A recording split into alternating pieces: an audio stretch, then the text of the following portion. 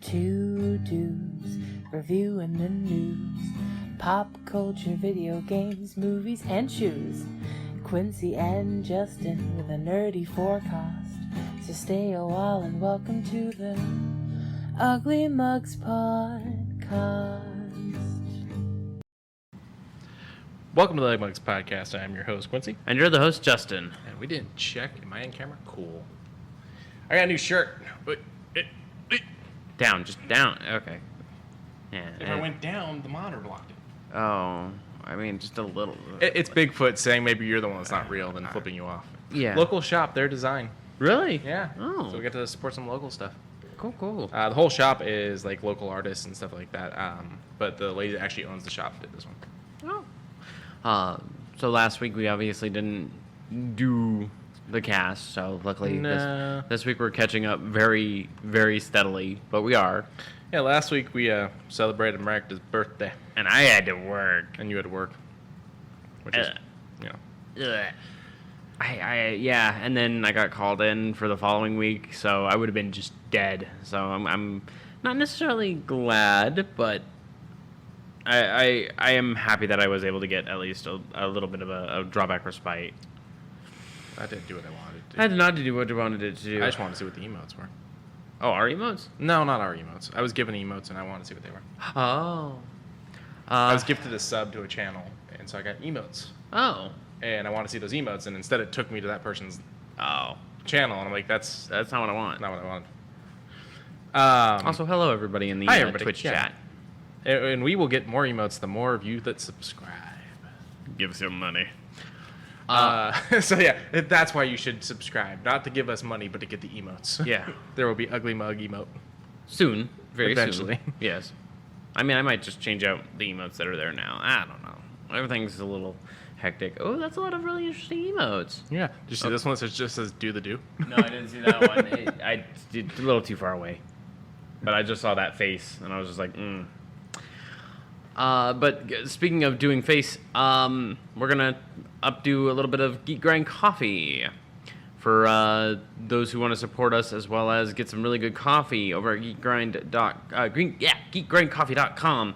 You can order up some really interesting coffees, and using our code JUSTH20, that is JUSTH20, you can get 20% off your first order, and so help support us in the same meanwhile. Nothing new, alas. So if you're an avid listener of us already, we've already gone over the vast majority of what they've got. Go ahead and take a peek. Get you some Nope. I was gonna say David Bowie. Just call it what it is. Call it what it actually Fine. Call it what it actually is. Yeah, the Goblin King's Elixir, Jareth's Roast, but I came close to saying Jareth's Crotch Coffee. Yeah, don't call it that. Thank you for the 2 months subscription, Modern Pandora.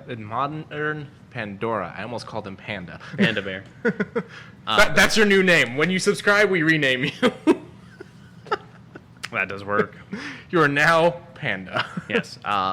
Thank you for that. Much appreciated. That person is a person in the Nameless campaign that I'm working on. Cool. A half-orc who just found out they were born in the 9 hells.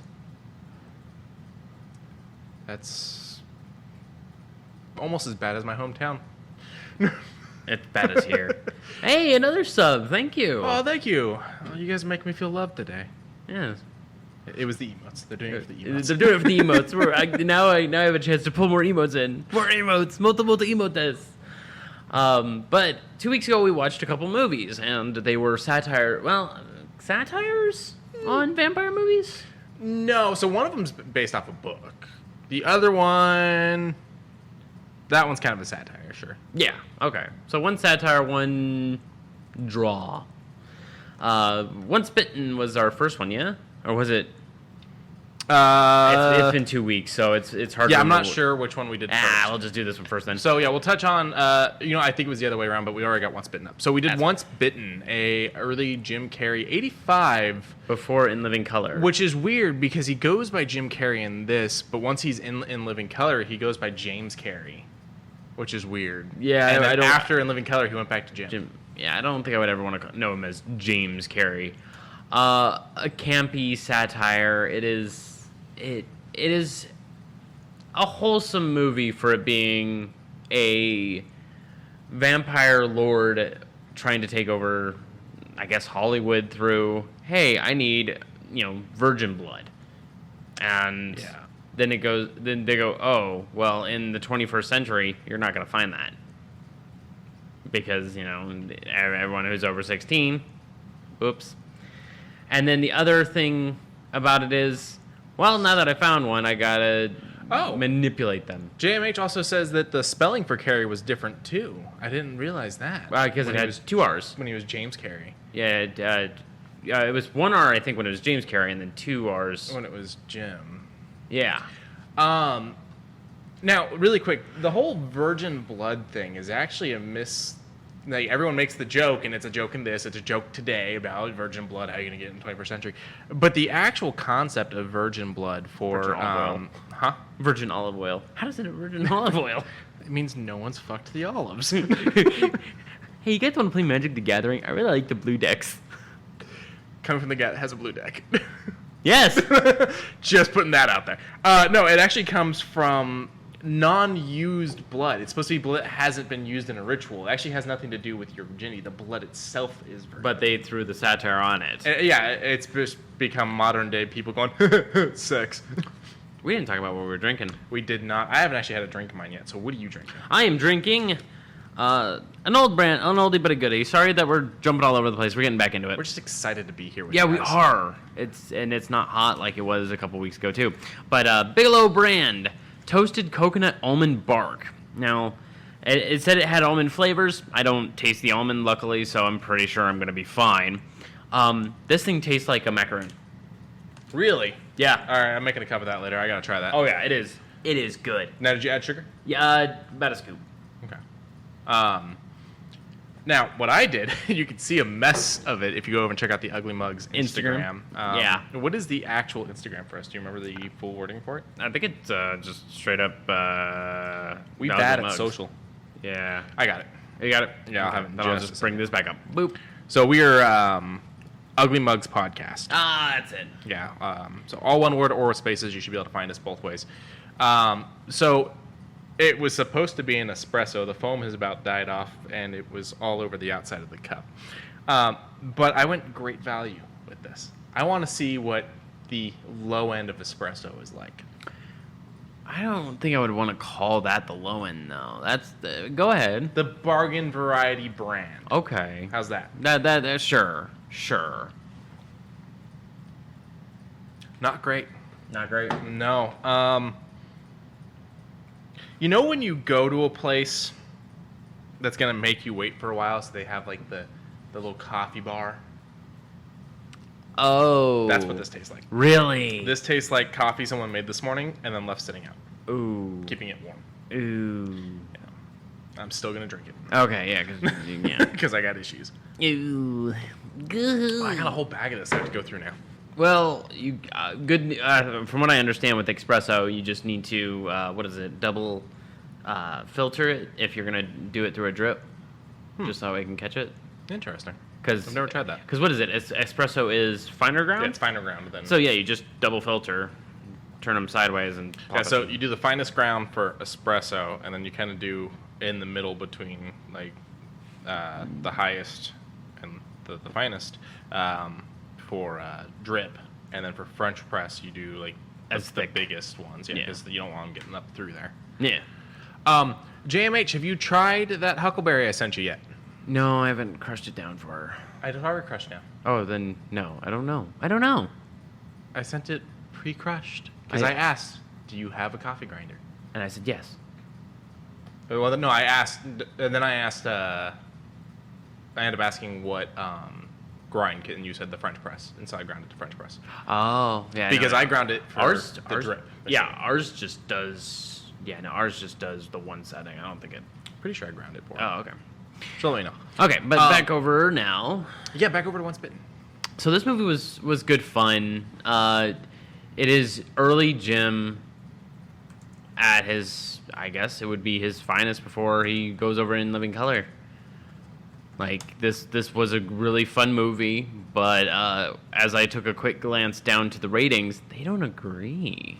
No. Now, really quick, this is 85. So at this point, the comedies we have are things like Teen Wolf, Okay. Fletch, No, not. Weird Science, Weird Science. Real Genius, Okay. Oh, we saw both of those. the remake of Brewster's Brewster's Millions, Okay. Clue. Okay. That's early podcast. Yeah. So, like, it's got some competition. And if you go to romantic comedies, there's a lot of these that are coming up in the comedy list. And I'm like, Goonies, it's got funny moments. It's an adventure movie. It's an adventure movie. Which, speaking of Goonies, since I mentioned it, Richard Donner, director of Goonies, recently passed away. Yeah. That was a sad one. But the other things that's coming up, like romantic comedies, Back to the Future. The romantic?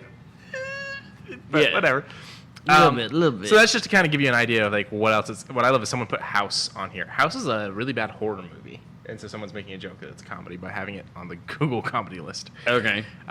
Fright Night is not a comedy. It says teen comedies. That movie is not funny. That movie is amazing though. But that's just kind of an idea of where we're at on the higher end of comedy. But the lower end, we have things like Porky's Revenge. Now, Porky's worked. Porky's Revenge, no. Things like Private Resort or Loose Screws or Tomboy. All the movies that are like a sneeze from becoming porn. Yeah. Yeah.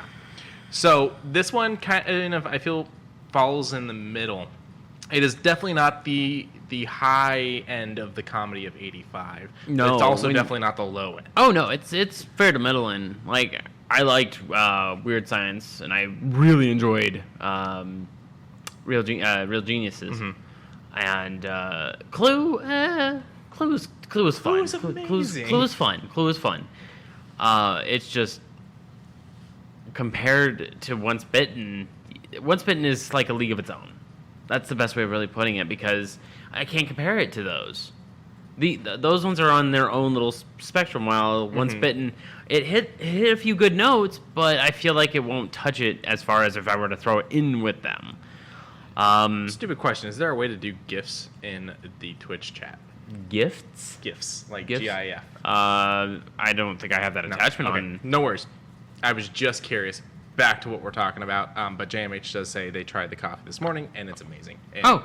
You're welcome. It's one of my favorites, and I have to get it from a friend in Montana. Yes.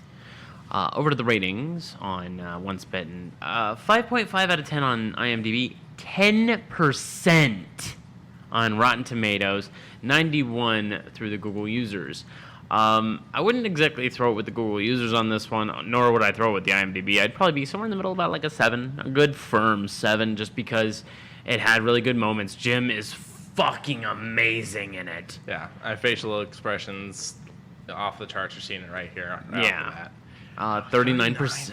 And that's 25,000 reviews. So 39% from audience on Rotten Tomatoes. Wow. So JMH is saying that they haven't seen a lot of the movies that we listed. I'm going to give you a website. Go to justwatch.com, JUSTWATCH.com, and they will tell you where the movies are available and the price. So if there's ever anything you want to watch and you don't know if it's available, type it into that and it'll tell you what streaming app it's on. Now, a lot of these quotes are not available. Yeah. And it's not even because this is a movie from 85 and you're pulling like old newspaper reviews. Looking at these are all like 2004, 2002, 2003, 2005, and they're not here. Yeah, and then the 2014 was the one that says the 80s guilty pleasure I go back to again and again for a good chuckle. I'm like, I like you. Yeah. Do we have any other ones that are actually available? No, this is it. This is all 10 of them. Well, I mean, for Critic. The only one that was available is this one. Equally wrong and disturbing. And then there's a full review, but I worry if that link will work. You're welcome. Oh, what is all that? No. We're not going on that That's tangent. pretty big review. No, we're not tangenting. Could have been one of the first really good horror comedies. Unfortunately, they discarded all of the horror and most of the comedy. Fresh-faced Jim Carrey still gets a couple moments to shine, like busting some moves during in energetic Halloween dance. Now, the dance scene was actually really nice. The dance scene is funny. They actually had a choreographer for this movie because of that scene. Yeah, and it really showed, and it was well, but to give it 1.5 stars. Yeah. So now they're saying one of the first really good horror comedies, which makes me think that either they're saying there are really good horror comedies now, or it's something we still have not hit. Because this was October 12th, 2010. At this point, there was a lot of horror comedies, such as like Scary Movie. Like if we're going that, like if we're tracing a line that says horror, satire, comedy, that is basically what Once Bitten is: a little horror, a little satire, a little comedy. So now, this one's got the horror. There's another movie we're going to probably put off till next week because we're doing something different for movies tonight. Oh, I'm curious. Next week, we'll probably do this movie. It comes out the same year with Jeff Goldblum and Gina Davis. I like me some Goldblum. Yeah. And it's a horror comedy. But if they think this strayed away from the horror, the one we're actually going to watch, the one we're going to watch next week, really strayed away from horror. Oh. So, but no, it's one of those ones where it's like it's got the horror aspect and the fact that you're like, oh no, what's going to happen to the character? But at no point is it horror. So it's a comedy with horror elements, but I don't know that it's necessarily a horror comedy. Yeah. But I do think that there have been some that have been able to toe that line pretty well. Just making sure. Where are you putting it at on your list? 7. Very stern 7. Yeah. Like it's fun. If it were on, I'd keep my eye on it. If there wasn't anything else that was keeping my attention, it's a fun movie. It's got nothing wrong with it. To give it a 10% of the overall critics, bit harsh. 5.5, a little bit harsher still. So I was just like, I'll give it a little bump. Yeah, I put it up in like the 60s or 70s as well for what it is. I mean. I can't compare it to a lot of movies, so I can't sit there and be like, oh, this versus Back to the Future. They're two different kinds of films. You were right. So I put this one high 60s, low 70s. I love to watch this one. I will catch random scenes if it's on TV or something like that. I will say I don't really ever go out of my way to watch it, but it is fun to show people, and I don't go, oh, yeah, Once Bitten. I'm like, oh yeah, let's watch Once Bitten. Yeah. So, the other one was not a comedy. Boop. Vampires. So this is based off a book. In the book, it's vampires, but the S is the $sign. It's a John Carpenter film. It's John Carpenter's Vampires, or Vampires, however you want to look at it. I have actually started the book a while back. I started the book without ever actually realizing it's the same thing. There's things they skipped from where I'm at in the book that could have been put in the movie that would have been good. But there's like a lot of it seems to be pretty on par with where I'm at. I do have to say I got bored with the book, and that's why I haven't finished it yet. Okay. To kind of put that in perspective, I've gone through 8 audiobooks in the last like 2 weeks. And for a series I'm really enjoying right now. Okay. So for me to get burnt out on this one and stop. Yeah. Now, looking at the movie, though, you got James Woods is probably the biggest actor in this. The next would be Daniel Baldwin. Yeah. I would throw it in that order, too. So, but the main reason we watched this is because we wanted to see Carpenter's take on vampires. Well, kind of his take on vampires, because he follows the rules of the book. Yeah. And, I mean, it's pretty much the same generic, but then he kind of says, garlic, you're dumb. Yeah, no garlic. They're definitely not a fan of religion. that's still apparent. Yeah, but it's not going to kill them. Now, what did you think of the effects throughout the film? 98. Very nice, very clean, and the whole thing of them getting dragged out into the sun and just spontaneously combusting. Those are really good scenes. Yeah. Those are really great scenes. I mean, practical effects all across the board. It's all good. It was all good. I enjoyed this from beginning to end. The only problem I have is a few of the here's and there's of why they're doing it, such as a little bit of spoilers for the movie. Daniel's character gets bitten and then has to kind of walk back instead of taking the vehicle. Mm-hmm. Even you made a comment about that, and I was just like, you have a perfectly good car. Even if you ran it off the road, you drove for a while, dude. Yeah. And he just, walks all the way back and does the nice finale scene and has to, quote unquote, get exiled. Like James Woods' character kind of goes, thank you for all your help, but you know the rules. You got bit, and I'm gonna give you this this tax. Next time I see you, I have to kill you. Mm-hmm. And he's like, okay, whatever. I gotta go. Bye. And takes the other one who got infected, the woman, and just goes. That was it. I was like, you set up for what I would assume is a sequel later on that isn't really going to be a sequel.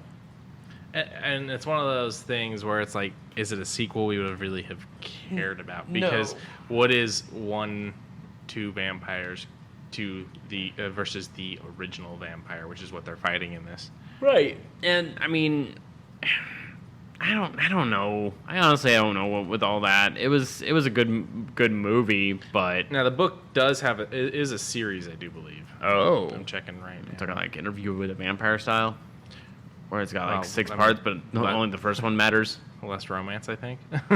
Oh. Okay, it's kind of being an asshole, not coming up. Well, that's being an asshole. I'm going to go over the ratings. Is that cool? Yeah, go ahead. Okay. 6.1 out of 10 on IMDb, 42% on Rotten Tomatoes, the same on Metacritic, and 86% on Google users. Let's go see what users think on Rotten Tomatoes. I see the tipped over bucket, but I don't see a number. 47 by the audience. With its inane mentality for certain scenes, James Woods ate the scenery, but at the same time, nobody else wanted to carry that weight. Mm-hmm. That's how I feel. Maybe Daniel a little bit because of how much fun he was having with the thing that was pulling out the vampires. But other than that, everyone seemed pretty cardboard. So I'm looking it up now, and it looks like I might be wrong. It looks like there was one other vampire book the author did, which is Vampiri. Vampire. Vampiri. Oh. Vampiri Spa. It was released 2 years after Vampire with the $. It's got decent reviews for the book. I mean, it's got one review for the book that is decent. I have yet to run into a good book-to-movie adaptation that makes me go, that's 100%, except for Ready Player One. But even with Ready Player One, I felt like they still cut out a lot. They still cut out a lot, and the movie version just seems super bland because you got the main character going, I really like the guy who made the Oasis. He's the best. Da, da, da, da, da. I'm like, it wasn't that shoehorned in the first book. I will say the second book kind of sucked. Ready Player Two? Yeah. I never got a chance to read it, but I left it alone. I would have been happy just keeping the one, and that'll be my head canon. I was not a fan of 2. I will admit the CG in the Spielberg movie was pretty good. Yeah, a lot of what he had to change also came down to licensing problems that you run into when making movies that you don't run into when writing books. Yeah, holy crap! But I'm surprised he got all those licenses for. I think it was like Master Chief and Tracer from Overwatch, and it was like so many references. I was like, okay, hey. Really? You've never watched any vampire movies? She doesn't really do the whole thing with vampires. My favorite, yeah, is probably Fright Night. I like Fright Night. Fright Night, the original. The remake is good too, but the original. Okay, I think you showed me the remake. I think I've showed you both. Was it Fright Night and then the remake? I'm not sure. So the remake's got McLovin in it. Remember that? Yeah. Okay. Yeah. And the original's got Chris Sarandon as the vampire. I would need to know who that is. Bad guy in Princess Bride. Yeah. Okay. Yeah. We did both. Okay. I think we did both. Fright Night 2 isn't bad. I have not watched the sequel to the remake. Well. But a review back over here on John Carpenter's Vampires is from Roger Ebert, and I kind of have to agree. He gives it a 2 out of 4, which is the movie has a certain mordant humor and some macho dialogue that's funny, but the movie is not scary, and the plot is just one gory showdown after another. And that's kind of true. That's actually pretty fair. I would also have to say that you've got the fact that some of the dialogue is absolutely terrible. Oh yeah. Like if James Woods not on scene, if Daniel Baldwin's not on scene, you've got some pretty mundane lines. And even like the Macho Head crew that dies at the beginning of the movie. Sorry, spoilers. Even they seem just so bland with how they were. Yeah. And you have the star power, but you don't have the acting power, But it is what it is. I would give this one probably like a 6. And that's being pretty fair, just because James Woods, at the very opening scene where he is just stabbing the shit out of that vampire, I'm just like, you don't have to lean that far into it, dude. But he was having fun with it, it seems. This was back in the era where he was like a cool good dude. and tolerable. Yeah. I'd probably put it in like the 60s to 70s as well, but like I said, the book just didn't do much for me either. So I'm gonna eventually go back and finish the book. Yeah. So I'm wondering if maybe once I finish the book, I can tell you exactly why both of them aren't higher ranking for me. Yeah. Modern Pandora. I almost said Panda again. If you're more into action, but you want to cross over into vampires, I highly recommend the Blade films. There's 3 Blade films. The first one's great. Second one's pretty cool. Guillermo del Toro directed that one. Did his very mouthy monsters. And Blade Trinity. Blade Trinity is interesting. It's enjoyable for what it is. Do not watch the TV show, though. The new TV show that Disney Plus is going to do will probably be good, but the original Blade TV show is not good. And the anime, I guess you can watch. Yeah. It's fine. It does its job. Now, you said that there's no truly good book to film. I said there's few. There's few, okay. Lord of the Rings and The Hobbits.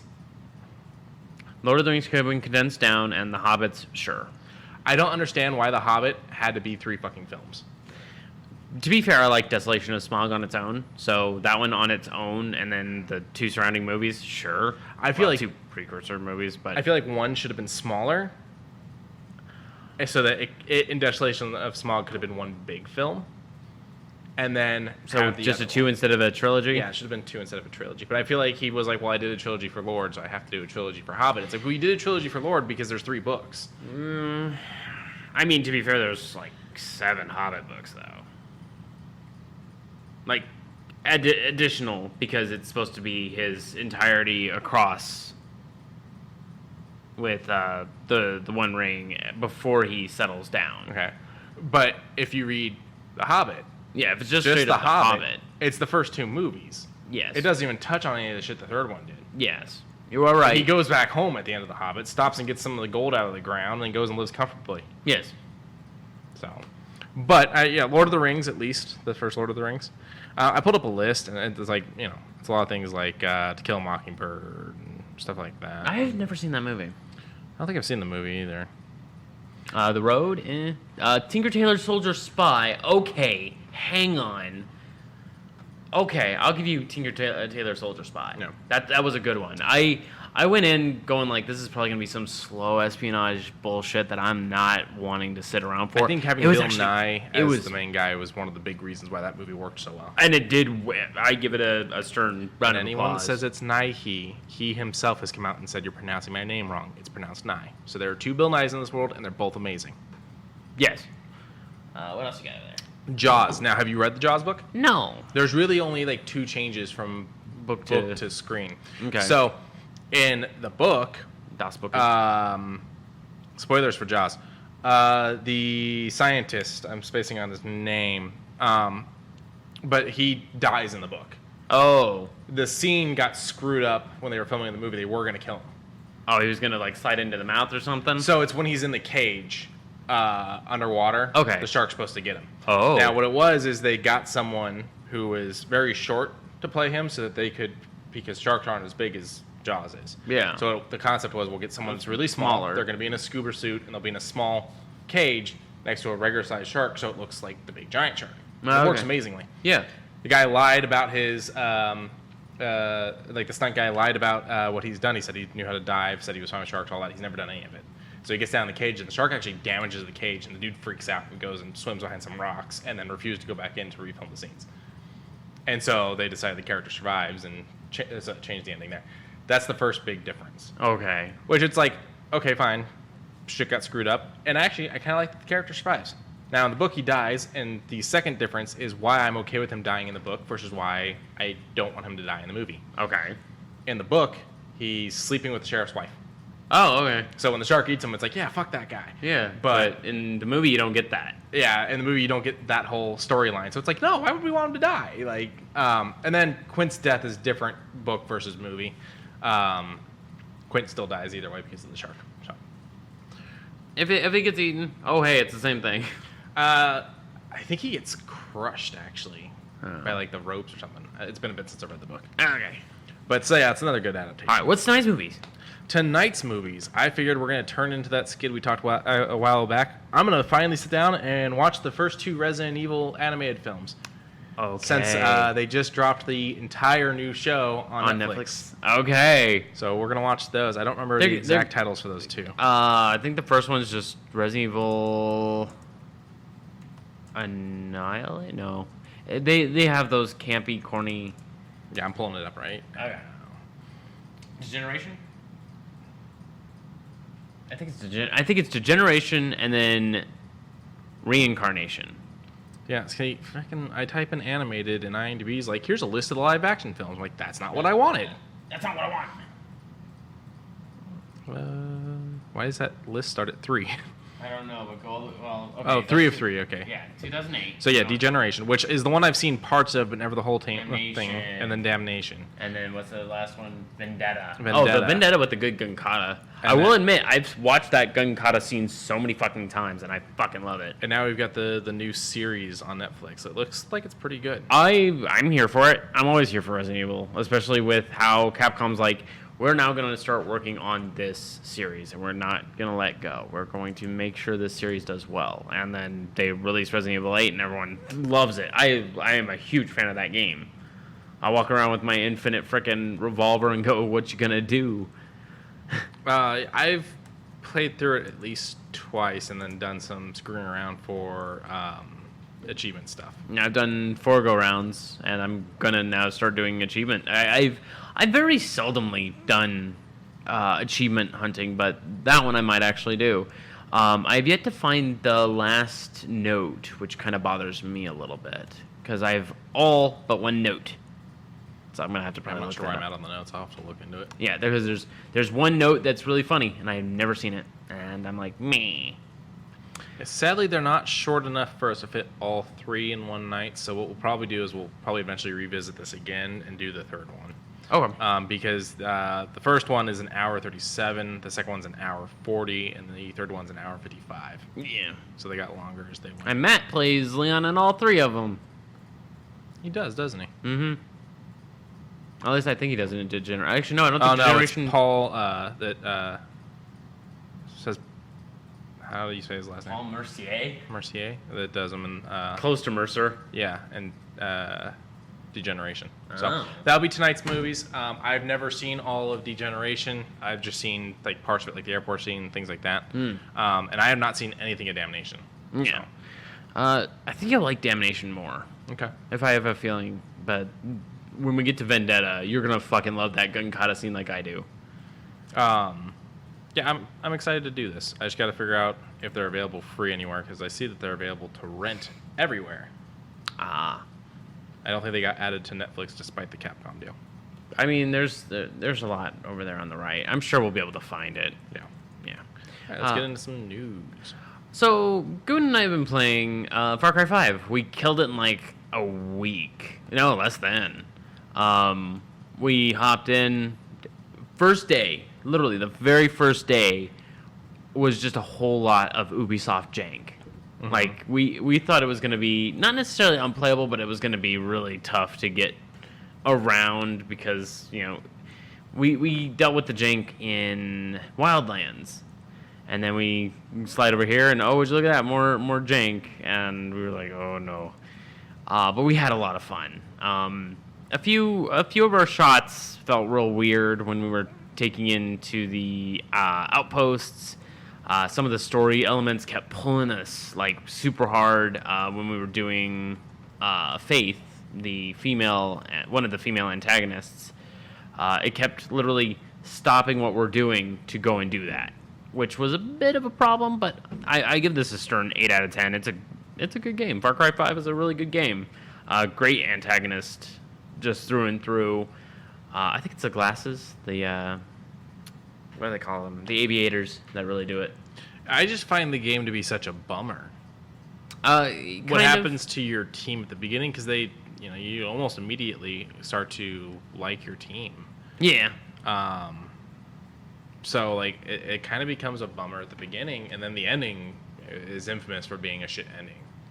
Kind of. I will admit. I haven't bothered to do any of the DLCs on this one. In fact, I actually lost the drive to finish the game. Oh, yeah. Goon and I did a little bit of Hours of Darkness. It's an open area, but it feels very linear, if that makes sense. We're gonna try probably Lost on Mars or Dead Living Zombies, but as of right now, we're kind of in a point where we'll just touch on it if we happen to. You gonna do the follow-up? We might do a follow-up. The other thing that it gave us with it was Far Cry 3 Deluxe Edition. So we might just head back and do Far Cry 3. I think 3's great because of the villain, but I think 4's been my favorite so far. Yeah, I mean 4 you can beat in 15 minutes. Well, yeah, and of course I did, but I liked the beginning. I liked the ending. I liked both versions of the ending, the 15-minute or the full-blown ending. Mm. The bad guy in it is great, and it's like you're a bad guy, but at the same time, I kind of like you. Yeah, well, that's the funny thing is he really he's a bad guy who's wanting to stop a rebellion who's against him, and he's like, if you're going to go join them, just be prepared. I am against them. I don't like them actively. I am telling you right now, I don't like them. Mm-hmm. Like, they can help you do your job. I can help you do your job, but I am against them. Yeah. And then he's like, okay, well, you made your decision. Time for me to try the Calypso Protocol? I don't know what that is. Calypso Protocol. But when I was saying follow-up, I meant, are you going to do the follow-up game to 5? Oh, New Dawn? Yeah. Sale's already over, so probably not. Did you play Primal? Yeah, no. I haven't done Primal yet.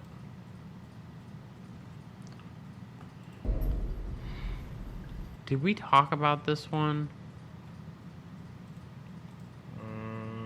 Yes, we did, because it's made by the guys who did Dead Space. Oh, okay. So yeah, because I was like, so it was a typo. Yeah, okay. Yeah, we did talk about this one.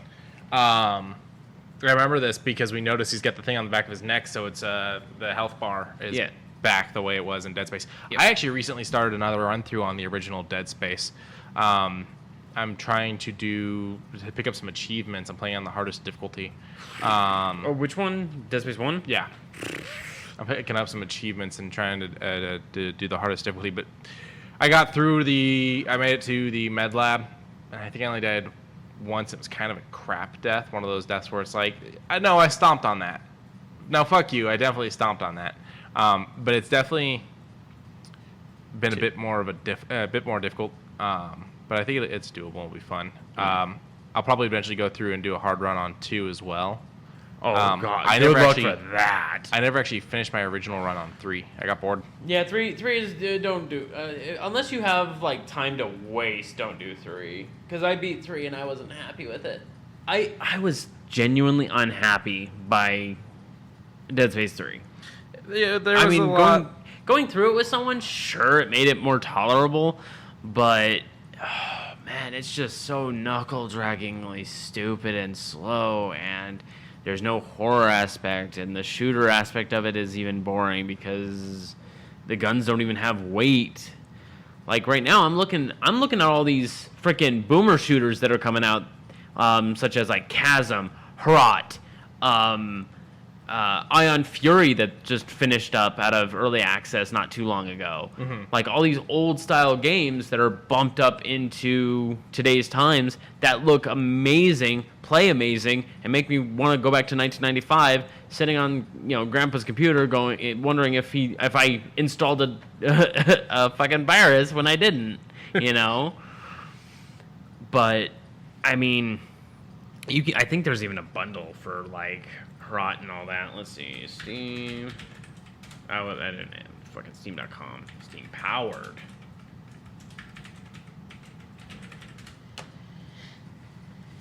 And then it just brings up a Steam powered engine from back in the day. Yeah, that's not what I want at all. That's not what I want. What do you think about these games like that Power Wash one? Like, okay, owning a Power Washer, at no point do I stop and go, I want to play this as a game. He's running off to the other side of the room because he's going to yell. Okay, you have something so satisfying as a pressure washer. Yeah. Okay, that automatically makes it 30% better. Okay. You put it into a thing that allows you to take a break. You don't have to do everything in one go. You can take a moment with it, and it's just so fucking satisfying because each nozzle attachment, each actual pressure washer has its own individual purpose. Everything felt good, but I did not own it. I will say, owning a pressure washer Would make your whole life easier. No, I own a pressure washer. Oh. I'm saying owning a pressure washer. Oh. The only part about it that's like stressful is making sure, because I've got one of those ones that can do the soap. And you've got to make sure you get all that out of the system and everything, and just because that becomes stressful because it's like I don't want to ruin this machine. So why were you looking at this? What is this? This is a part of the build engine back when Duke Nukem 3D and like Shadow Warrior, Blood, like all of that. And they basically moved that engine into today's time, and I'm like, oh yeah, that's great.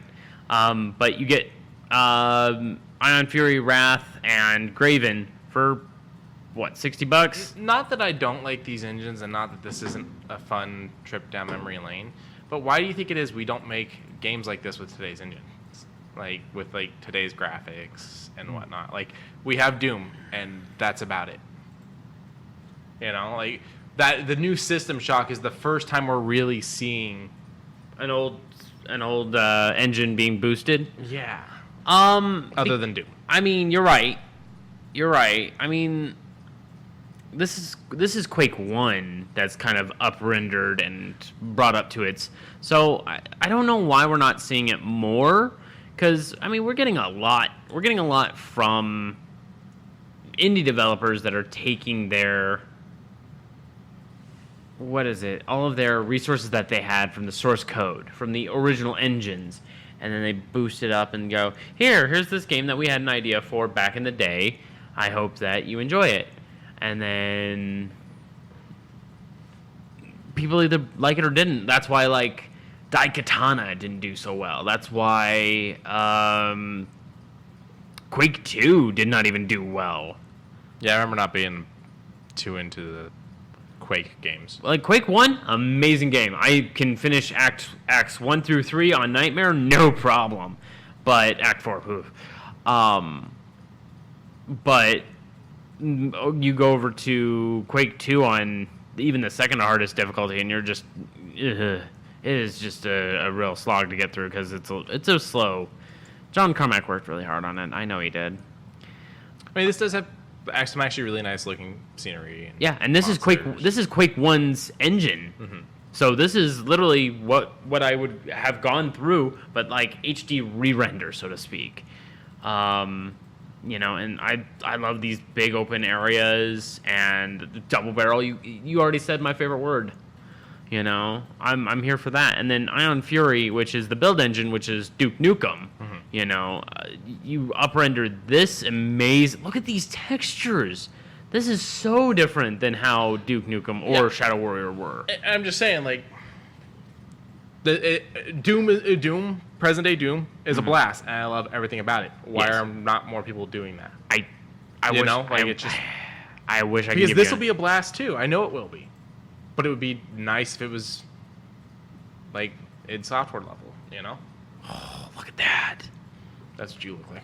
That's what I look like. That's me on a good day. That's you. Yeah, that's what I look like. All right, back to newsy things though. Yes. The Sims 4. Yeah, cottage living is now a thing. So it comes out on the 22nd, so you can still pre-order it. Feed your soul and your chickens. You get chickens. So this is available for all the platforms that the game is on. If you actually go and watch the trailer on, if you own Sims 4, you can watch a trailer on. I wasn't saying watch this one, but you can if you want. You watch a trailer on the game. In fact, this may. Oh yeah, this. I got it. I'm fixing it. I'm fixing it. I don't know why it's even playing. The sound's off for the webpage. Huh. Oh, I know why. Boop. There we go. Now it doesn't. Okay. So the trailer, I think, is told to you by a talking llama. Maybe not this one, but the one that's on the game at least is. And he's like telling you all the different things you can do with all the different animals and the new features and whatnot. And it was like you could get a cow, I guess. I don't know why you would when you get a llama. You know, things like that. But it actually looks kind of cool, kind of neat. I know it's not the update people or the addition people have been wanting, but it does bring a lot more into the game. You get some cool scenic commuting on your bicycle. Onward, the adventurous gnome, which is a gnome that in the image is riding a chicken. Bramblewoods delightful tree, which is like a full-blown tree with lights on it, a little door on it. There's all kinds of new crafting things your Sims can do. All kinds of animals. You can name your animals, milk your cows, all that stuff. They've got a whole living off the land thing where you actually garden and farm and whatnot, and that decides what you can cook rather than just having the refrigerator that's always got the ingredients you need as long as you've got the money. So it's kind of a cool new pack. And so this one's not giving me prices because it wants to be an a-hole. 10 a.m. on the 22nd. $39.99. Okay, I was supposed to click that thing, but that works. I had to go to Steam for it. Yeah, so $39.99. It's one of those big ones. packets. So that's all I really had to say on it. Check out the trailer. It's kind of fun. Oh, It's an evil chicken. murder. I mean, birds in general are evil. That's the cutest fucking thing I've seen in my life. The rabbit with the cardigan. Yeah. Oh my god! Everybody gets a cardigan. Oh yeah, feeding your animals different things can make them different colors, which then makes what they produce different colors. So you can have colored milks that have different effects. Drugs. Because your cow is different colors. Because Drugs. Sims logic. Drugs. All right. So next we've got the director's cut, which will be coming out August 20th on the PlayStation 5 and PlayStation 4. Now there's a whole blog here where they talk about this. They're saying explore the brand new Iki Island. Is that how you say that? Iki? Iki. Island plus PlayStation 5 specific enhancements like DualSense controller, haptic feedback, Japanese lip sync, and more. This game was already a pretty big deal, so I would love to see. I would love to see this on the PlayStation 5. Like, look at that.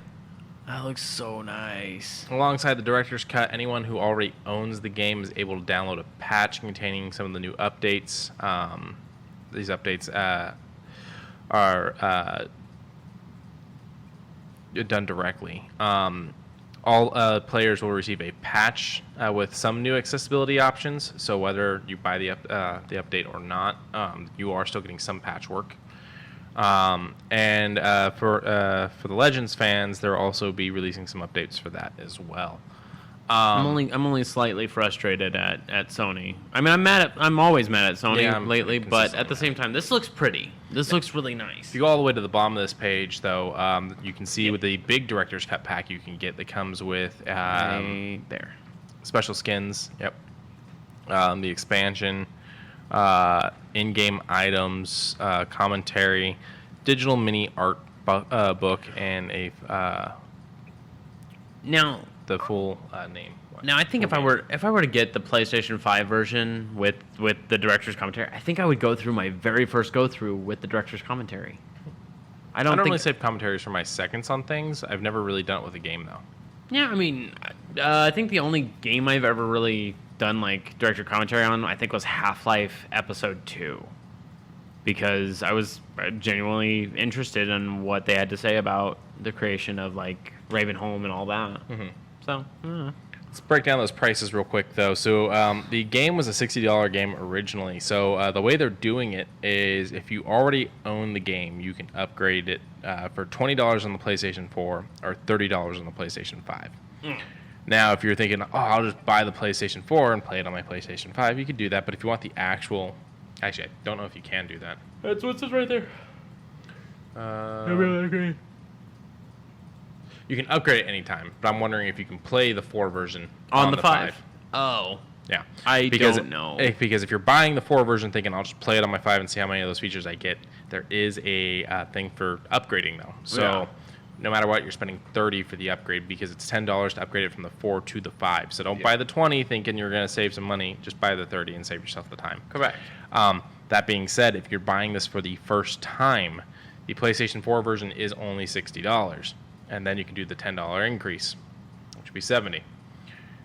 Or you can save yourself time again and just buy it at the PlayStation 5 price because that's $70. I don't like this. For some reason, it being on the 5 makes it a more expensive game. Right. And then meanwhile, over on Xbox, you can buy it for either or for 60, or, hey, if you buy it for one, you get it for the other anyways. I don't think you can get this on Xbox. No, I know, but I'm saying... Oh, you're saying the games. Other games. Yes. I was like, I'm pretty sure this is exclusive. Okay. Yeah, you are gotcha. correct. It is exclusive, but I was just saying that the pricing of the games has pretty much stayed the same across the board when it comes down to the series. But then again, you have the Game Pass, which just rolls everything over and says, "Hey, this works for this too. Bye." Mm-hmm. They don't really kick you in the nuts about anything. Now, this has brought up the question, and there's been a lot of discussions going online about it. Okay. With them doing a director's cut for this, what other games need a director's cut? Whether PlayStation games need a director's cut. And the main one I'm seeing is Delivery Boy 3000. Oh, I mean... Death Stranding. Death Stranding, yeah. I mean, if it condensed down and added some quality of life changes, I think the game... I mean, the game sold well. It did well. It's just some people were just having a problem with point A to point B wandering. I think the problem is that it's boring. I mean, some people found it boring. Some people enjoyed the combat. Some people enjoyed the stealth / horror aspect of it. Some people enjoyed the little shooter area that it had midway through. And everybody grew mushrooms. Yeah. I mean, yeah. I would think Dark Souls. It's not exclusive anymore, though. No, well, Dark Souls already got its remastered. Well, to be fair, Dark Souls already is kind of director's cut, considering they added in Prepare to Die edition. Well, adding in features doesn't make it a director's cut. The commentary, the things the thing that they were told to take out of the game or had to take out of the game, those are the things that make it a director's cut. Yeah, I don't know about... Well, that's the whole thing, is the things they took out were breaking the game, though. Yeah. I mean, it doesn't mean they can't fix it now and then get paid for it. I mean... There's no deadline to hit now. No, but I mean, like, break as in, like, unbalance. Gotcha. But Sekiro. That was actually a... Sekiro would be a nice one. Shadows Die Twice? Yeah, that one's a good one. I was going to say, me saying Dark Souls doesn't make sense anyways because it's not exclusive. Yeah, it's been a big discussion about like what the PlayStation ones should be because it's like the whole... Infamous Second Son would be a nice one to hear about. Yeah.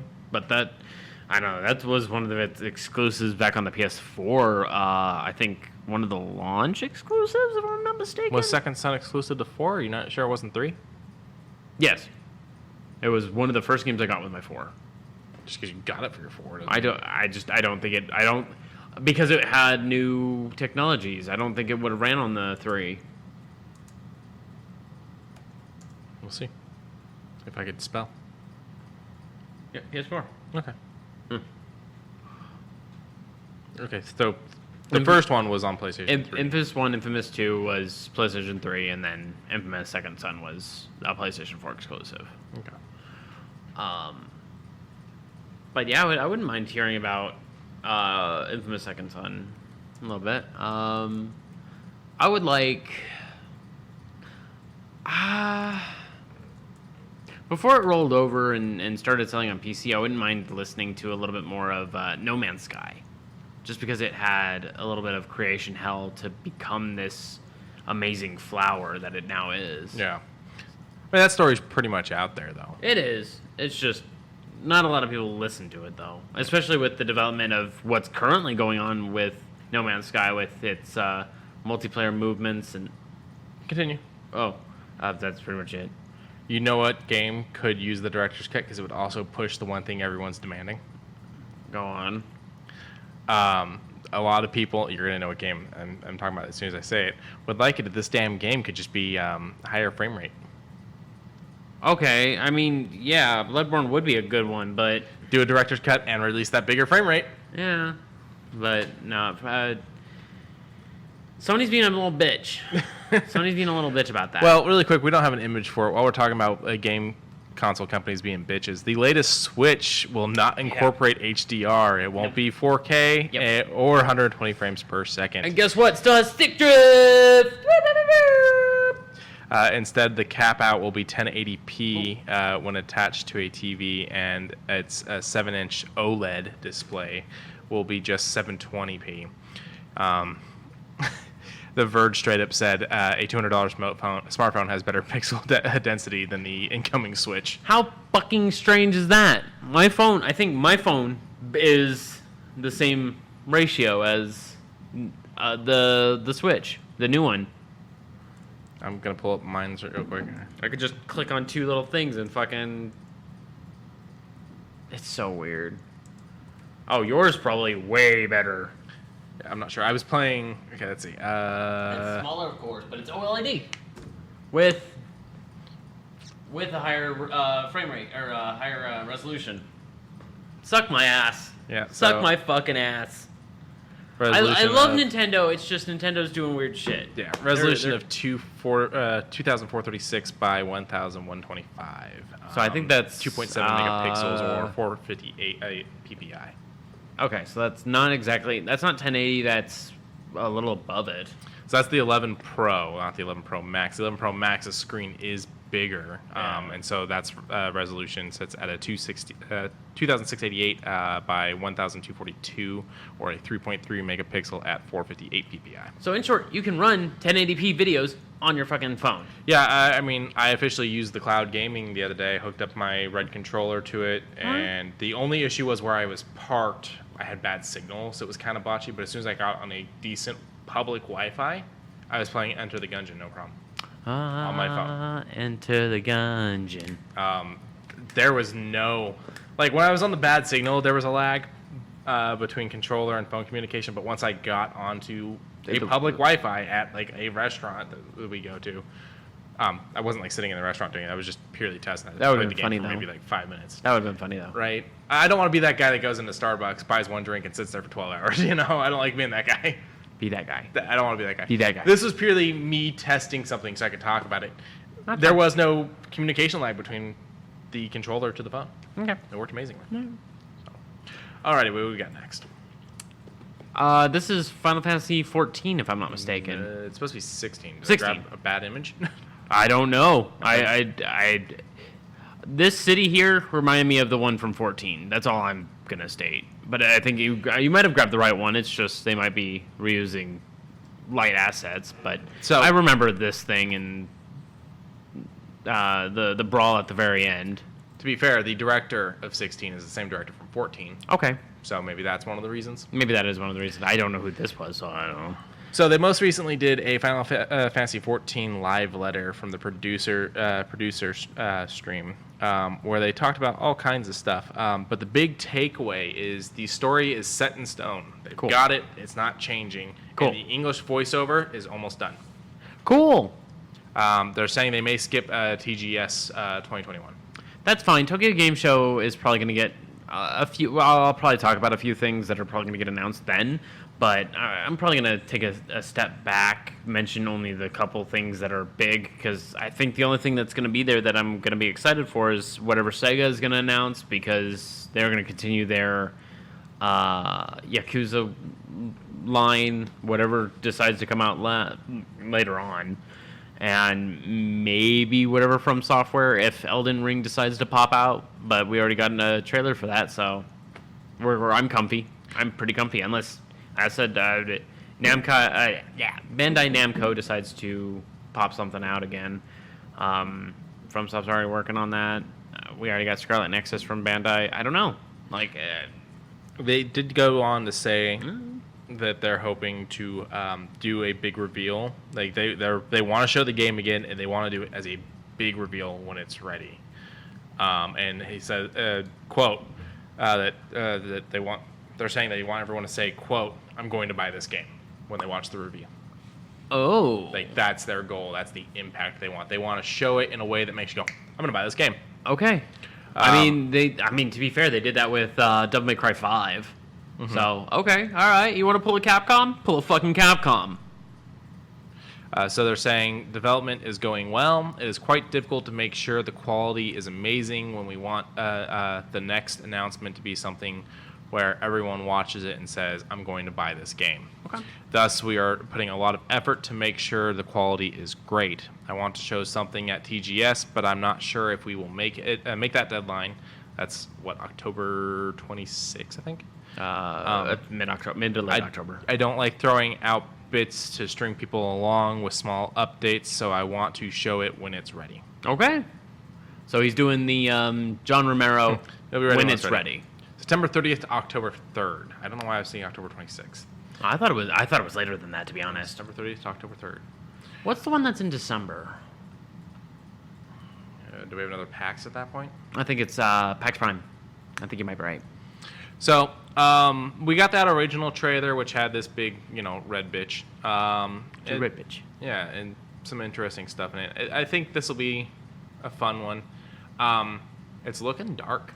The trailer for it had this plain Jane military dude, so I don't know if they're going to keep that and roll that over, but I'll wait. Mm-hmm. I will wait. I've always loved Final Fantasy. I think the only Final Fantasy I didn't really like was 13 in all of its iterations. Yeah.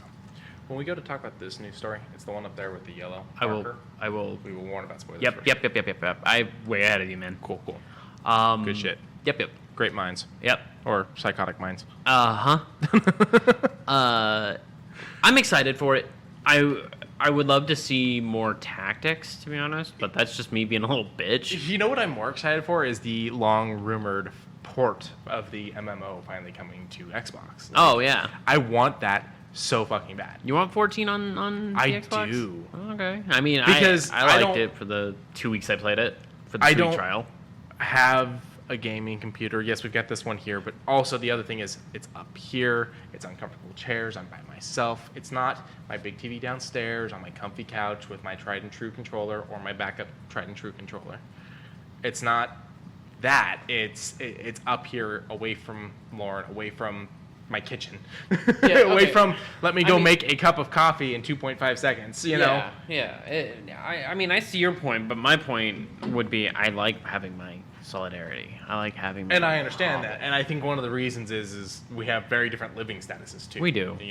I live with Lauren. You and Socks are separated, so you don't live together. If you guys live together, I'm pretty sure it would be the two of you sitting next to each other while you game. Yeah. Even if you're not gaming together, it would be like you're in the same room gaming. Yeah. Yeah. So I just feel so separated up here. Like when I do the few times I've done D&D up here while Lauren was home, I felt bad. Did you? Because I'm like, oh, she's off in the other room, and I'm up here. I feel like I'm ignoring her, type of thing. And she reassures me that I'm not, but it's my own inner turmoil. Yeah. All right. So we're going to cover some Game Pass stuff. We've talked about what's coming to Game Pass. We're going to talk about some of the drops. Have you played this yet? No, but I'm probably going to. I'm probably going to also. Going under, internships are heck, where you literally dive through heck to go to tech startups that are not doing so well and, I guess, fight through them? Yeah, so it is a dungeon crawler. Top-down, I think, if I remember correctly. And I mean, you don't get paid. You don't get paid for internships. Yeah, you don't get paid for internships. So you're collecting the coins you find on the ground. Yeah, you are scrapping for cash. You're an intern at all these failed startups as you battle through. It is cheesy. It is fun looking. I'm looking forward to this one. This might be one of those ones that I pull up on the phone. Oh yeah, okay. If it's a touchscreen one, so the thing is some of the games can be done touchscreen through the cloud gaming. Okay. Other ones you need a controller for. Oh. Enter the Gungeon can be done touchscreen. It just puts the buttons on the screen and you touchscreen it. Okay. The problem is a lot of the games I want to play are controller based, and I don't feel comfortable keeping a $60 controller in my car, especially in this heat. Oh yeah. So it would be like I'd have to plan ahead that I'm going to be bored and be on my phone. And in a car for that long. In a car for that long. Yeah. So Hopefully it's one of those this one things is. where it's like if this is touchscreen, I mean, I'll probably it is cloud gaming, but It is cloud gaming, but you pretty don't much know if everything it's on console on Game Pass is cloud gaming at this point. Oh yeah, you're right. I think the only thing that I would want the controller for is medium. Yeah, but there's certain things you have to have the controller for. It won't let you play them at all. Like Tropico, Oh, you has need to have a controller. Jurassic World, really? Evolution? has to have Evolution has to have a controller. And I'm sure, I bet you anything Gears needs a controller. Oh, yeah. You know, Halo needs a controller, things like that. Yeah. But this is one I'm hoping is like a little thing, and so that you can screw around Yeah. on it. It seems like the isometrics might be a little bit better. Yeah. So it's not quite top down. What would you call this? Here's an image of what it looks like. It is an isometric. Okay. So I wouldn't. Yeah, top down kind of means that you're looking for the top down. So neutral. You're kind of angled. It's not. It is isometric. It's not above like Enter the Gungeon is. It's tilted. It's Legend of Zelda. Yeah, that's a good example. Yeah. It's Legend of Zelda. It looks like fun. It does look like fun, and you literally get to use your debt as a weapon. Yeah, there's a debt bomb or something like that. So what do we got next? Oh, I forgot about this. I'm glad you brought this up. Yeah. How much fun does this little thing look? Oh my god, I would love to have it. Like, it's a Series S, and I'm like, I don't care. I would want it. There's Really quick, back to the previous game. I'm in this and I don't like it. Yeah. It's a guy that looks like Bane, but it's a coffee pot. It's a French press, and it says the Caffeine. That's good. That's real good. I'm in this game and I don't like it. Started, I think, on the 1st.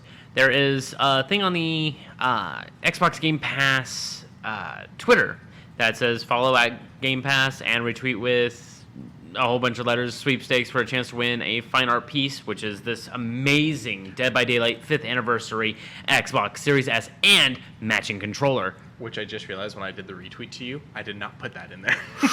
So I have not been entered into this. Yeah, I'm going to probably do this a little bit later. I was about to do it when you sent it to me, and I was like, holy fucking shit, that's awesome. But I was at work, so I forgot completely. It was cool. Pretty much. It was fucking sweet. Shit. Fucking sweet. It turns back to the customer. Sorry, I didn't mean to say that as I typed it. How can I help you? Bro. It ends on the 15th, so get those entries in ASAP. Tag your friends. You know, get everyone in there. But for those who can't see this, it is gruesome looking, and I love it. Who is that? The Trapper? No, I don't think it is the Trapper. Not sure who that is. Okay, well, in short, it is a face coming through a brick wall going, here's Johnny. Yeah, so it's the custom sculpture, and then they're saying also a Xbox Series S, which I would 100% give to you. Oh. Yeah, because I have the X and don't need the S. You don't do physical media, so. Not anymore, no. If it was inexpensive to do that, then yeah. You're saying it's Trapper? Is it the Trapper? I don't know. They get interchangeable masks now. Yeah, but I don't know. It looked like the person that I saw. But in short, go and enter in this thing. Hopefully you win it. If you win it, hey, good job. I'm glad I told you about it. Anything else for gaming? I don't know. No, I think that covers gaming, at least for now. Then we are gonna go sliding over to. Hold on. Ba-da-bup, shoe news. So, Stan Smith, we've talked about him a bunch of times in the past with his regular stock looking shoes with the tongues that have animations on them. And recently he started into Marvel, where the soles of the shoes are Marvel characters. It's actually a full-blown Disney thing. Yeah, it's a full-blown Disney thing. And then you have this atrocity thing that I kind of persuaded away from. Like, I left it like this Yeah, on I purpose. didn't see that before. Yeah. All right, hold on. Let's break this down a little bit. Start at the top. So we're seeing Baby Groot and Gamora insoles for Adidas. We're seeing Thor and Hulk inserts, and the Thor and Hulk are like classic comic looks. Yeah. Or not like classic, but what we see in regular Marvel comics. The Gamora is almost lifelike, and the Groot is an adorable Baby Groot thing, kind of based off of what we've seen in the movies, but it's 100% comic book animation. And then two of the shoes we're seeing front and center, we're seeing Tinkerbell, I think it was. Oh. Go back up. Yeah, Tinkerbell and Peter Pan in green on white shoes. Then we come down. Wowly. Yeah, and what's her name? And Eva. Eva. And on the bottom, you see their eyes Oh, on those the are little the middle ones. What do they call those? It's just like a decoration. like a I don't know that decoration? it necessarily Okay. has a name because it's not actually to hold it in there. It's something you lace the Through. shoelace through before you lace it to the shoe. And then on each of the shoes, there's like embroidery that says Wally, and Wally. I'm sure on the other side it says Probably says Eva. Eva. Well, And then- I'll go down further. This one here This one is we talked about the long one that looked like Rex. This seems to be a second iteration for Alien Rex. Well, I don't know if it's Rex. I think it's just the aliens. Well, that's Rex right Oh, is that Rex right there? Because I saw the alien on the box. Yeah, and then I don't know. We'll go down and take a peek. And then the craziness that I can't wait to see the full shoe on this. This one is, I think it's what is the main character's name for Monsters Inc. Oh, Sully and Sully. Mike. Yeah, Mike Wazowski. Mike Wazowski. And this is Mike great timing Wazowski. because the new Monsters Inc. show just dropped on Disney Plus. Yep. I was wrong. Lauren has seen Monsters Inc. I forgot we actually did sit down and watch it. What Neither about- of us have seen University. I was about to ask that one, but it is certainly Sully colors for the shoe, and I'm gonna go down and show you. Modern Pandora is saying it looks like it's inspired by Grateful Dead, and almost, yeah, it does kind of have a Grateful Dead feel. Look at that! Look at that fucking fuzzy ass shoe. It looks like something I would buy to clean a shoe. Yeah. Yeah. It doesn't look like a shoe. It looks like scrubbing bubbles. Yeah, kind of. It looks like it would physically feel bad to touch. I feel like I would touch this because I don't feel like it's soft. I feel like it's a bit rough. Yeah. Only $100. Only $100. So the Pizza Planet down the back of that shoe, the blue kind of gives a little bit of Buzz Lightyear, and then a little bit of Alien in the back. But then there's Rex up top, and it is both Rex and Aliens for Okay. 100. That's 100. The I am oh my god, with the It's wood got grain cork. bottom. Or grain or something, yeah. I like that. So it's a white shoe with green wording and green design on it, with Baby Groot's face that says "I am Groot." But then what's normally like the rubbery part of your sole around the outside is like done to look like wood or cork. I love it. Yeah. That's 100 as well. Nice. And I assume the other one's got Gamora on it because it says Baby Groot and Gamora. The Wally one, pretty plain Jane with a little bit of the greenery thing on the back for Wally and Eve. 100. That's a good Hulk one The right Hulk there. ones are solid black With a green inlay. and then a white fist Yeah. punching out at you. You remember the Hulk car? Do you watch Hulk. Tokyo Drift? I watched Tokyo Drift. The car he gets is it Lil Bow Wow that's in that movie? Who's the rapper in that movie? I think it's Bow Wow. His car is a Hulk car. Oh. I mean, it's not his car in real life, but there's a guy out there who let them use his car for that movie, and it's one of those box ones, and it looks like Hulk's face is on the hood, and it's all these dent marks throughout the car from him trying to break out of the car, essentially. Oh. Yeah, it's actually really cool. Oh, look at these. Okay, so the Monsters Inc. ones have each monster on the tongue, but then different mouths laced on the shoes as well. They're going for a high five on the insoles. I love that. It would have been funnier if the Adidas logo was covering Mike Wazowski's face. Oh, they should have done that. That was a missed opportunity. I'm on a shoe! And then, yeah. there's Rex the and Alien. Oh, And these are then- great. Oh, yeah. These are all fun. The I insoles is a think, bunch of the aliens. and I think we've Rex. only disliked one of the Stan Smith set, and I think it was the full Rex one that looked like it was like snake scales instead, and it was a Gotcha. little weird. But I don't think we like hated it. I think it was just like one of those. Okay, so Groot and Gamora are together. Yeah. Okay. And Gamora's on the tongue, And then the Wally Wally and Eve Eve. being green. Oh, it's not easy being green. Wait, that's Kermit the Frog. Yeah, but he's owned by Disney. Oh, yeah. So. It's not easy being green.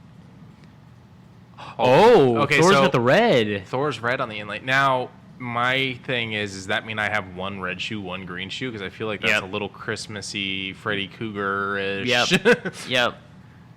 Okay. Ooh. Ooh, the Tinkerbell ones are kind of nice. Yeah, I like It's like those. embroider stitching and like leaves in her head. With fancy. Oh, yeah, there's her head right there. Yeah. Okay. Those are kind of nice. And that's it. And they're also going to be running 100, and they're set to release this year. We don't have a solid release date yet. No, but keep your ear out on Adidas. Adidas's website always hiccups a whole, like, not just like 3 or 4 shoots. No, they'll fucking hiccup like 20. Hey, yeah, you guys were looking for something? Sift for it. Fuck you. You were gone a week? Fuck you even harder. But that's the first shoe. The second shoe is a little more glossy and Adidas still. You like M&Ms? I like M&Ms, but I do not like this. So- I want to break this down. Okay, so we have an M&M store here that is literally a strip mall of itself. I could see them selling those there. It's got the thing on the tongue to hang it, like the package. Oh, In the store. God. Yeah, yeah. The cutout to hang it. I don't know what to call it. Well, there's a thing that you put on the back of things called a do-it, where you put it up. But yeah, Is that what you call it? At Walmart, we call it buttholes. Sure.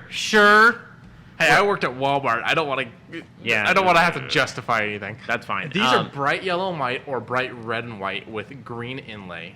Okay, and bright blue and white, and bright green and white, and bright orange and white. I don't know what that is. gray. Okay, bright gray and white. You know what ruins these shoes for me? It's 2 things. What's that?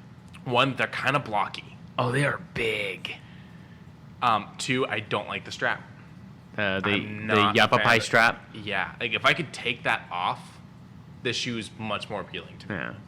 Speaking of Yappa Pie strap, Aleister Black moved over.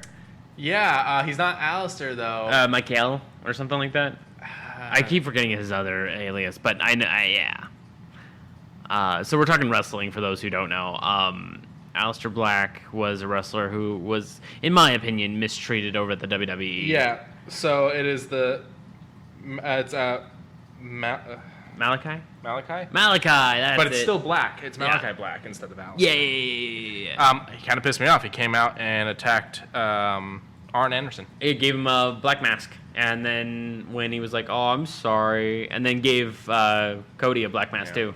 Back to the shoes. We'll to the shoes. talk wrestling in a second. Okay, but the shoes, as he said, blocky, shiny, white, and whatever color they're supposed to be. The insole has the character that it's supposed to base itself off of. Like there's not. Go back down to the red. The red. Oh, the tongue is yellow for the. Yeah. I don't Yellow. like that. On all of them, the tongue has a yellow spot for where you're like the hanging the product Yep. thing. That's another problem. Do too. not like that. Like the only one that doesn't have it is the gray one. And I'm wondering if the gray one's actually gray or if this is just a gray photo of one of the other ones. Oh. Brown. It's supposed to be brown. It's just for some reason the photo's gray. Oh. It's supposed to be the elusive brown M&M. Oh. Yeah. Okay, well, then I'm assuming that it's probably going to be yellow too. What's the price on these? Not available, so keep your ears out. I'm gonna go 160 to 200. I'm thinking 160. I'm thinking 160. Because Adidas, they are considerable, but... Okay, so you've been to the M&M store? Yes. Have you been to the Hershey store yet? Yes. At New York, New York? Yeah, across the street, yes. Yeah. Okay. I went to the Hershey store to get my caramel-filled Hershey's. Yeah, because any special ones, like they have the back when I was over there, when I was working over in that direction, I walked in once and I was just like, I need something special, and I was like, ooh, they had strawberry cheesecake Hershey's, and they were like on clearance, and I was like, yeah. There's been one seasonal M&M that I fell in love with, and they haven't brought it back, and that's the candied apple. Yeah, the candy corn one, I would say, is one that nobody liked except for me. So when it went on clearance, I was just like, you guys are dumb. I love the Because it's candy white apple. chocolate with like a nice confectionery taste. Yeah. And I like that. Modern Pandora says, I like the intention, but not how it's designed, in my opinion. I'm kind of with you on that. They're too blocky. Yeah. I don't like the yellow tab being on all of them. That tab should change color based on the shoe. I don't like the Velcro strap, personally. The Popeye strap. I just don't like that. If they were less blocky, if they got rid of the strap and they fixed the yellow tab, then they're not bad. I can even accept the blockiness to an extent if they fix the other two things. But it does look like one of those things where I'm like, that material is one of those things where it's going to scuff on no matter what color it is. Oh, you were going to fly all over the place. So. I am very happy. I am very, very happy. Because, so, WWE is not doing well. And I'm happy about that. I'm going to set the preface here that WWE is working really hard on... screwing everyone over. Kind of. They're like... Samoa Joe is thinking about going to AEW. No, let's pay him more. Mm-hmm. Let's get him back. Mm-hmm. They got him back for a 6-month contract because he says, he's not doing well. He's not feeling anything. And then when Bayley injured herself, or so she says, when I get better, I'm going to be out of my contract. I wonder if there's anything in the contracts where it's like you were out for injury for a certain amount of time, so we get that time back or something. I don't know. Ironclad contracts, you can walk around nowadays. Yeah. Just with the right lawyer and the right talks. But I'm happy to see him over there. He is going to be treated so well. Well, and now with AEW having 3 shows, there's a lot of Rampage, Dark, and main show? Yeah, but now that I'm thinking about it, because you mentioned Rampage, I think they're up to 4 now. 4 now? Yeah. They are wanting a lot. And now that I think they did the big handshake with New Japan, was it? So it's not that there's a handshake with New Japan. It's that AEW is not an asshole like WWE tends to be, and we'll talk about other performances. Or not performances. Other shows. Other shows, yeah. So you have them coming over with their belts and showing their belts and talking about it. Hell, you've had fights for those belts on AEW's airing and stuff like that because people were in the U.S. I think Kenny Omega still has... Does he have the New Japan belt? He's got 5 belts. I know he's got 5 belts. One of them's gotta be it, yeah. Because Kenny Omega's a piece of shit, but I love him. Did I ever tell you about the little girl that he beat up on a long time ago in the ring? No. Okay, so there's a little girl, about maybe 6'7", and they do a pretty stellar match, a lot of good spots. The crowd is fucking loving it. Skip ahead about 16, 17 years. She's in AEW right now, and she wants a rematch.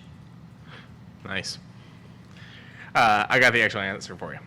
AEW Dynamite, which started back October 2nd, 2019, and runs to present. It's on TNT. This is the one that's day of the week will probably get changed. It keeps getting moved because of frickin' NBA. Understandable. But this one will probably get a permanent date change to bring in the new show when that happens. Yeah, AEW Dark, which started October 8th, 2019 to present. That one runs on YouTube. You got AEW Dark Elevation, which started March 15th, 2021 and runs to present. That's on YouTube. Now, with Dark, I do believe that's the one that's got Big Show. No, I think Big Show's over at... he's not Big Show anymore. He's Paul White. Yeah, good. Over at Elevation, I think, is where he's at as one of the commentators. And then also Mark Henry's over there doing some stuff now, too. That's right. I do remember seeing him. I'm hoping he's doing, like... I would like to see him as the manager, because I think he would be the world's strongest manager. Mm-hmm. I would love that. So AEW Dynamite is the flagship program. Yes. Dark is the one that features the untelevised matches held during the Dynamite tapings. Cool. Elevation features AEW's established and rising stars, as well as the top independent wrestlers. The way Elevation's working is they're actually letting independents come in and do matches, and seeing how the crowd reacts, how they do stuff like that. I love that. It's kind of the NXT without going, you're stuck in a shitty contract. It's the 205. Because NXT is great storylines, great builds, and... But the whole thing is it's these guys burning themselves out to get into the main show. You're right, for no reason, but I think 205 works a little harder. Okay. I haven't watched 205, so I don't know. 205 is all the lightweights doing a lot of really good spots. Gotcha.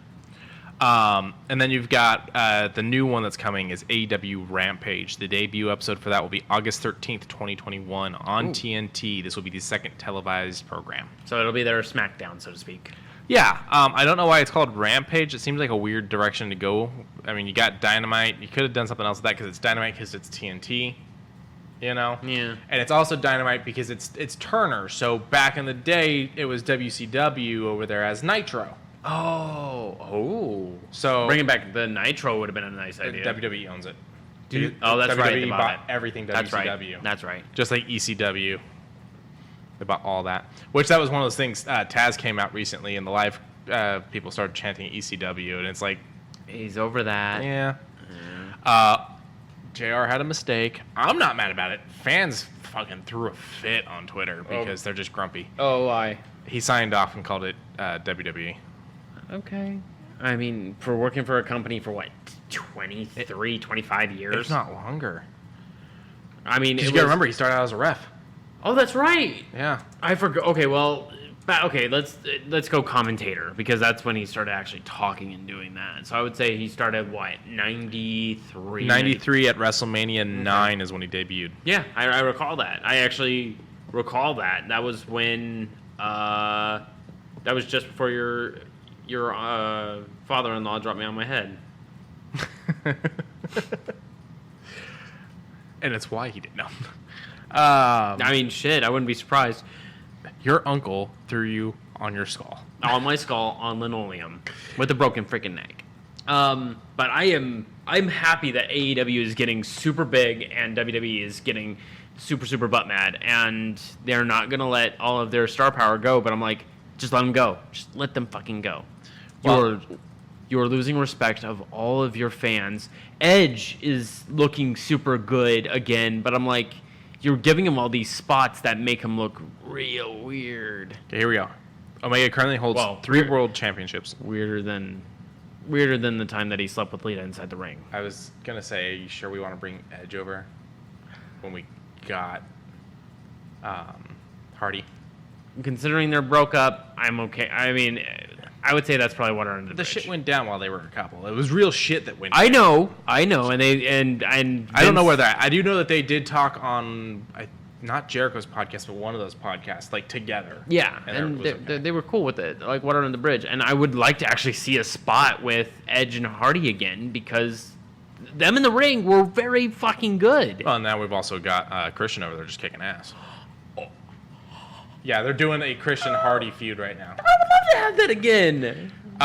So, to answer the previous question, Omega is currently holding the AEW World Championship, the AAA Mega Championship, and the Impact World Championship. Oh, that's right, the Impacts. Yeah. Fuck, I forgot they were also doing handshakes with Impact. And previously had been the AEW World Tag Team Champion with Hangman Adam Page, who is the last person that Omega has not fought over the championship, and it's looking like he'll drop the championship at AEW to Hangman.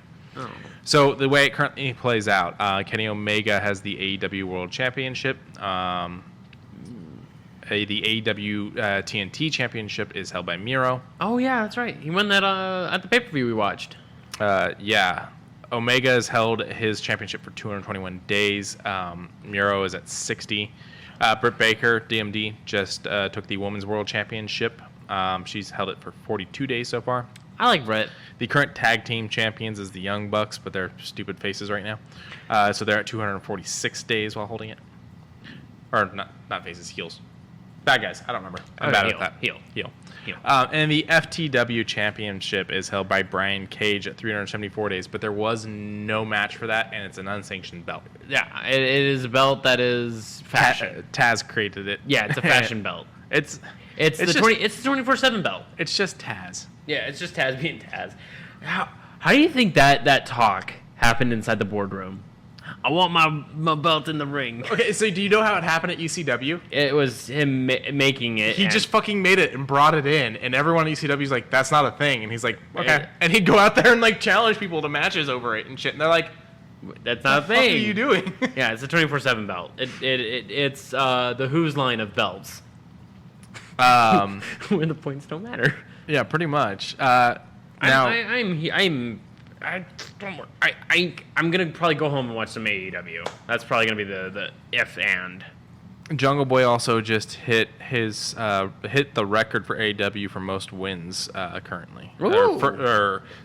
First to like a certain amount of wins. Oh. Yeah, I don't remember when it was, but so that's where AEW's at. I'm excited to see the new show when it comes out in August. I'm just iffy on because I think it's supposed to be taking the Wednesday slot, and I think Dynamite might be moving to Fridays.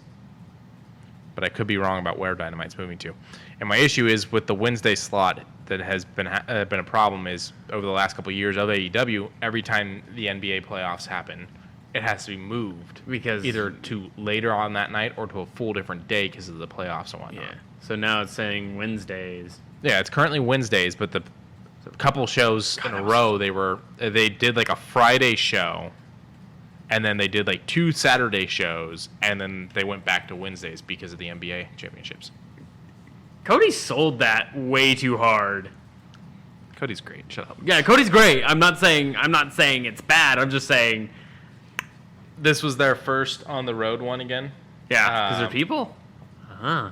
This was their first on the road show again, and so Cody got to do his full big opening.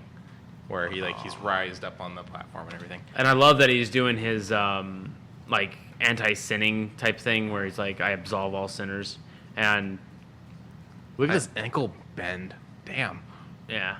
Now we're under no illusions. We know wrestling is not fake, but it's not quite as real as it's played off to be.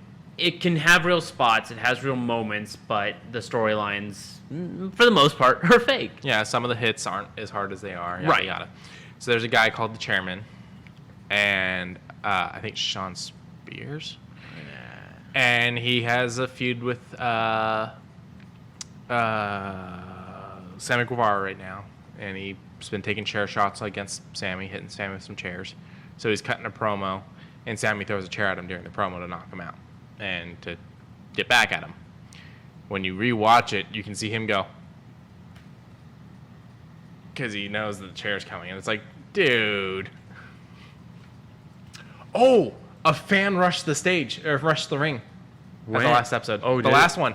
MJF and Jericho were having a match contract signing, and it was right after Jericho got into the ring. A fan climbed over and ran up the stairs and ran up to the ropes, and security was like slow as shit, got up and grabbed him, and then Jericho took a swing at him and started yelling at them to get him out of there, and security pinned him to the ground and got him out and whatnot.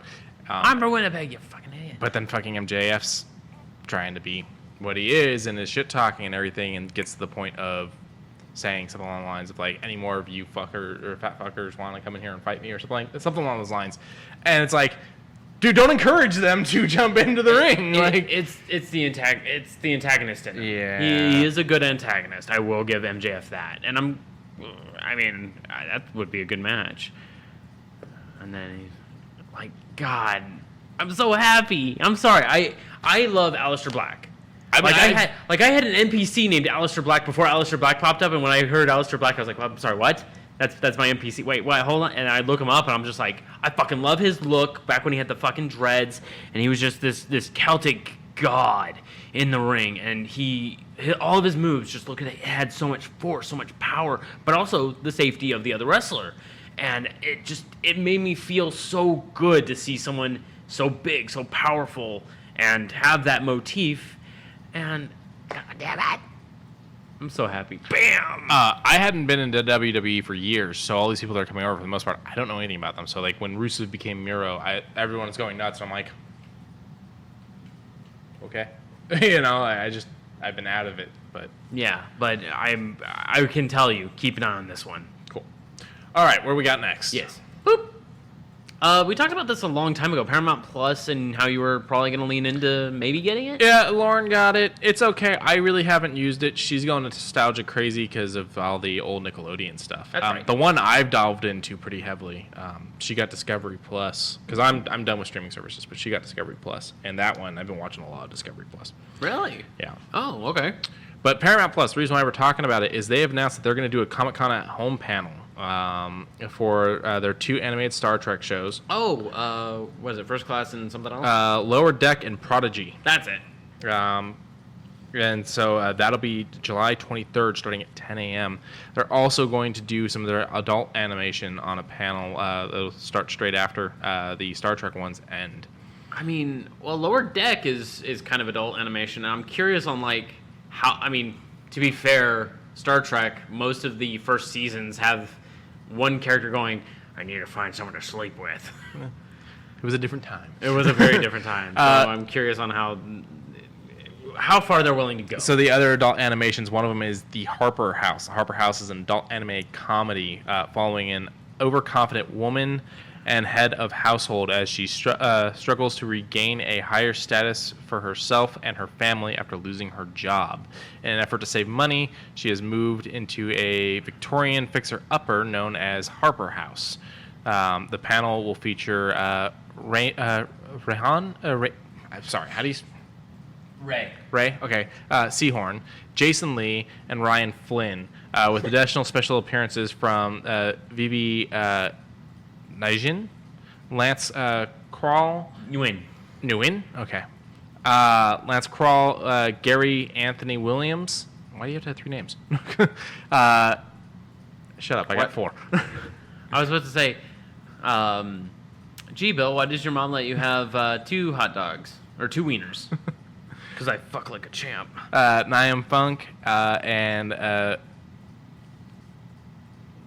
okay, again, I need your help on some of these names. I really just don't want to butcher everyone's name is what it is. What looks to me... Gabori. Sidbay. Creator and executive producer Brad Neely, and will also be around for that, and the executive producer Kitty Krentz, and the supervising director Brian Shisley.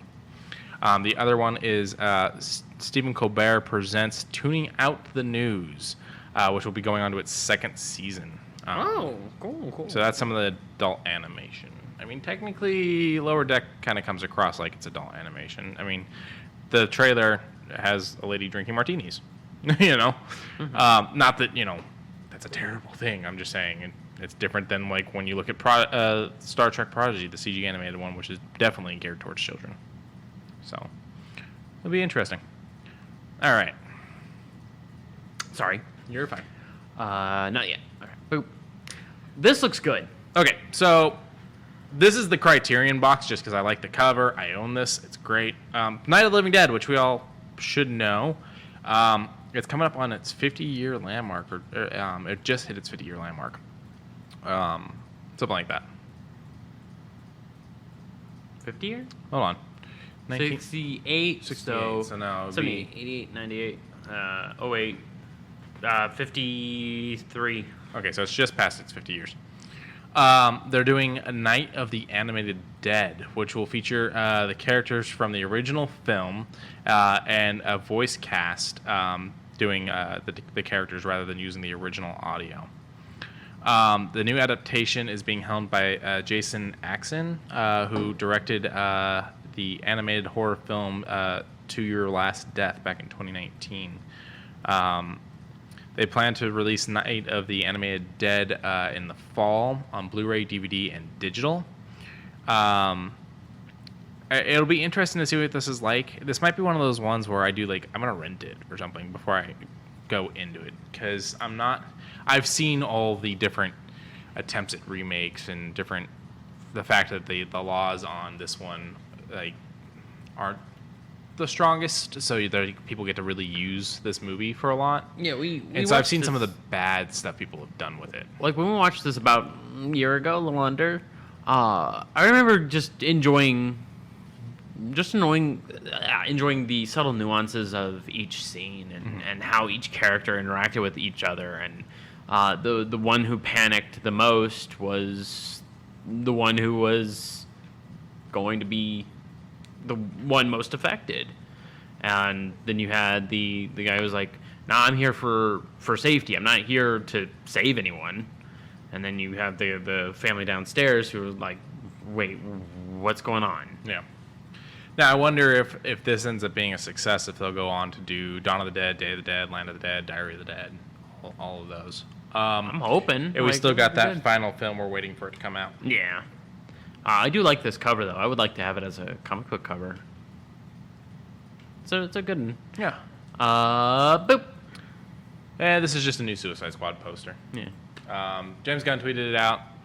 It's kind of interesting. They're walking on Amanda Waller's face, which is interesting. Interesting. They've got the cool thing with the bullets. Yeah. Just a fun poster to look at. Go check it out. Gunn also dropped the most recent trailer on his Twitter as well. This is going straight to HBO Max, yeah? Yeah. In theaters and HBO Max. So, yeah, we will be able to do this one when it comes out. Yes. So. Yes. All right. I'm really excited for it. I am, too. I was not here for the first one, but this one's made so many different changes and looks really good. And it looks fun. Like, you got John Cena actually being a character that actually seems like himself. A character that's going to get at least 6-episode, I think, show on HBO Max that they're wrapping up filming on. Then I'm good with. Like, I got no problem with it. You got Sylvester Stallone voicing a giant shark. Oh, that's right, yeah. You know, Margot Robbie back as Harley Quinn. And she looks like she's comfortable instead of being over-sexualized. Yeah. Idris Elba. Idris Elba. I'm always down to I don't watch really him. know much about his character. Nathan Deadshot? Fillion playing... No, he's not Deadshot. Oh. He's someone else. Oh. Will Smith was Deadshot. This is a different character. Okay, I thought this is a DC character. It's not like an originally created character. It is a Okay. DC character, but It's no, he's just not someone playing else. Deadshot. And then Polka Dot Man. Polka Dot Man, Arms Come Off Man, which I think has a different name, And then, which is played by Nathan Fillion. Who's the rat? Oh, Ratcatcher 2.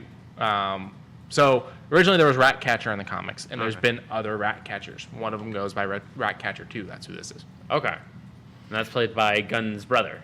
No, Weasel is Gunn's brother. Okay, that's what I was mentioning. Okay, that's what you meant? Yeah. Weasel. And I'm excited to see about that. I'm not entirely sure what to say about Weasel other than you have to see what Weasel looks like. He's so derpy. I love derpy characters. There's a lot of characters in this, and Nathan Fillion's character is drinking Dr. Pibb to make a nice callback to Slither, another James Gunn film. Not a Dr. Pibb fan. Me neither.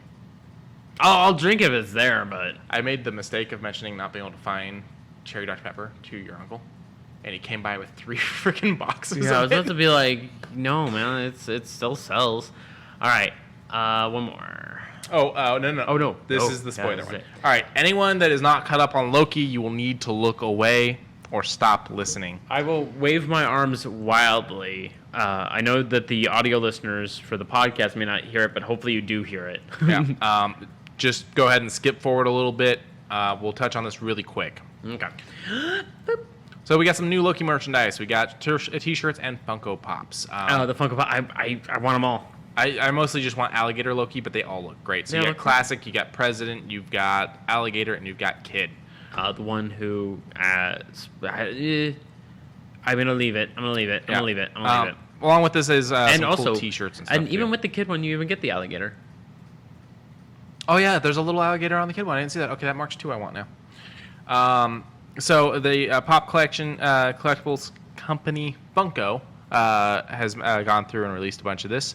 Let's see. They debuted the Loki variant line back on the 8th. The Alligator Loki will become available soon, they said.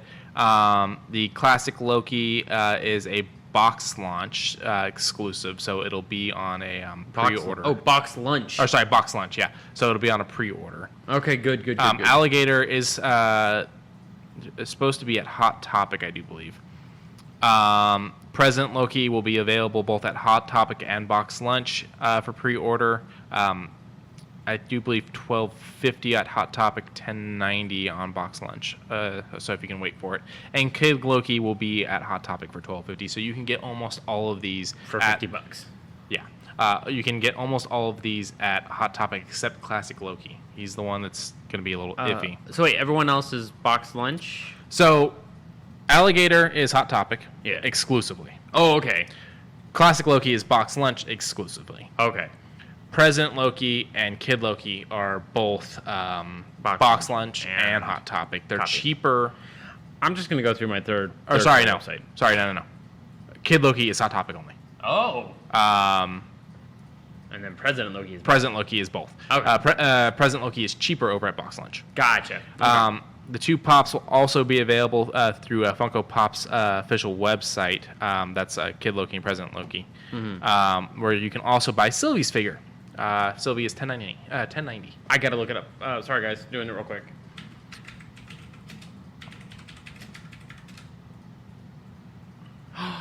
With the broken horn. Yeah, and glowing eyes and sword. Oh, I like it. Oh, that's the Chase. Chase. I like them both. They're both really nice. Yeah. Oh. I never went out of my way so far for a Funko Pop. I've gone pretty far for Funko Pops. Okay. All right. And we're back. Yes. The next thing is Marvel's What If. Yes. Dropped its next trailer. And it's very entertaining. It pulls in Doctor Strange and kind of runs that in itself, but then changes it a little bit just so you're like, what happened? What if Guardians came down and handled things instead of the Avengers doing it naturally? Like, yeah, you've got heroes in different places. You've got What If Loki ruled Asgard, I think. Now, what's interesting is a lot of the actors did not come back to voice themselves. Chris Evans does not voice Captain America in this. Robert Downey Jr. does not voice Iron Man in this. However, this will be Chadwick Boseman's last performance. He did voice Black Panther for this. oh, good. Seth Green is back as Howard the Duck for this. He does do a good Howard the Duck. He does, and I'm spacing on her name, and I hate myself for it. Who? Actress from Howard the Duck. She's also in Back to the Future. Yeah, I don't know. I know who you're talking about, but I don't know her name. Leah Thompson. Okay. I had Thompson, but I didn't have Leah. Leah Thompson, because Howard the Duck started trending on Twitter because of this trailer, goes, if they want to make a movie, I'd love to direct it. Because she was the lady in the first one, the one that totally wanted to fuck that duck. But this is going to be another, what, 6-parter? I think it's 6, yeah. I mean, could be wrong. I'm fucking excited for it. It looks like the same animators that did Into the Spider-Verse doing their marvelous... It is not the same animators. It is not? No, that's Sony. Oh, that's right. Oh. So this is just a thing that looks similar to it, but I don't know. I'm here for it. I love What If. You have a couple, don't you? I have a few, yeah. There was one that I wanted, which was What If Peter Spider-Man was the became... Punisher. Yeah, but I couldn't find it. Meh.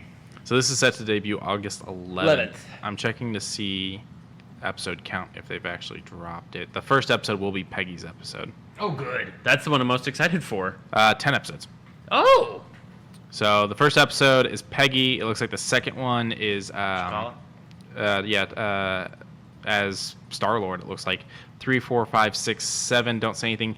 8's looking to be the zombie one. Good. 9 doesn't say anything, and 10's looking to be the Doctor Strange one. Multiverse into it, or I don't know. I mean, well, the what ifs are what if, because the what ifs are things that didn't happen. So that makes me wonder: is it going to be what if he took the time stone and did something selfish with it, like fixed his hands, and just something so small made such a big difference? Yeah, I'm not sure. But yeah, August 10th.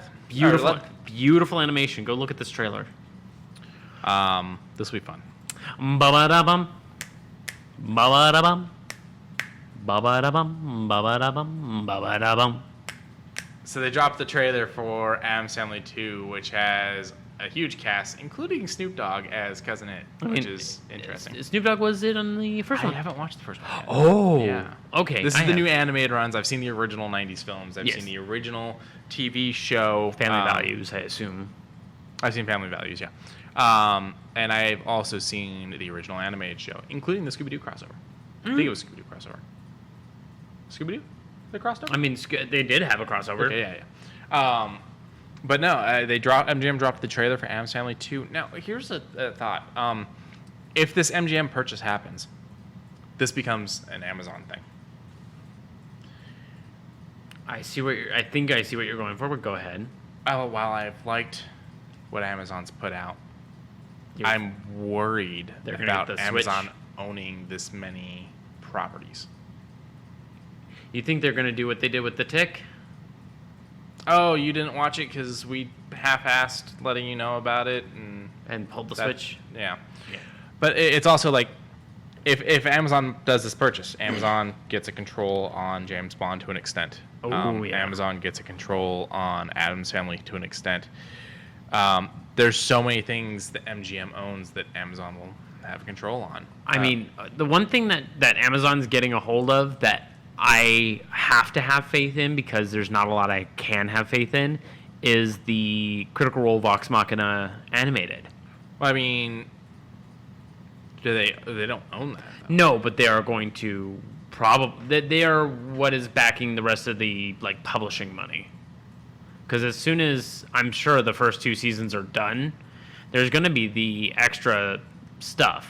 I'm sure of it. And I mean, this is only through the Whitestone arc. Because they said it's going to be Origins, Whitestone arc. You still have 2 more arcs you have to complete. Well, 2 and some, because I don't know if they're going to do the one-shots. Because, spoilers for anyone who's listening to Campaign 1 of Critical Role, at the very end of Critical Role, you have Grog pulling from the deck of many things to surprise his best friend with something, and winds up having his soul leave his body. Mm-hmm. And so that causes a one-shot later on to go get his soul back, which would still make a really good episode. They own all that, though. They do. Amazon wouldn't get control over that. No, but they are backing some money for publishing rights. That's just publishing, though. Yeah, I get you, but they could put some money back there to be like, hey, we earned a lot of money from you guys putting up these shows because, it's popular. People want to watch it. People watched it. We want we want 3rd season, so we're going to put up the money for it. Yeah, but they don't have to agree. Fair enough. So so one of the big things is MGM co-owns James Bond's back catalog. Okay. So they wouldn't have the rights over the new films, but they would have certain ownerships over the past films. They already own. They would give them full ownership over The Handmaid's Tale because MGM's partial owner on. No, okay, sorry. It would give them partial ownership on Handmaid's Tale, which is an MGM show done over at Hulu. Oh. Fargo as well, which is one done over on FX, which is owned by Disney through its Fox purchase. Oh. Which Disney owns that, control in Hulu. So that's 2 crosses there. Stargate. Oh. Which MGM was working on doing a revival or not a revival, but a reboot 3-film franchise they wanted to do. So it'll be interesting to see what happens with that. I wouldn't mind that. Rocky. Yeah. I mean, if he dies, he dies. He's not even going to be in the new Creed movie. Nah. He's in the first 2 Creed movies. They're not going to bring him back for 3. So I'm like, okay. Okay. Legally Blonde. No. Vikings. Sure. Pink Panther. Sure. Both, I think, the originals and the remakes. Sure. Silence of the Lambs and all the attempted spin-offs. We already got a Hannibal show. I'm comfy. And now they're doing a Clarice show. I mean, it's out on CBS. They can keep it. I'm not going to watch it, but they can keep it. RoboCop, which, let's be honest, the only good RoboCop movie is the first RoboCop movie. I like RoboCop 2. RoboCop 2 is okay, but it shows why Frank Miller should not make movies by himself. Fair enough. It shows that the reason why Sin City works is because Frank Miller may be part of that as directing. But someone else helped him. But he's got Rodriguez there, and he's got all these other directors and writers and stuff there. Yeah, especially A Dame to Die For. A Dame to Die For... I haven't watched it, though. Okay. You can tell what parts are Frank Miller, and you can tell what parts are everyone else. Rodriguez and the other writers. You can tell.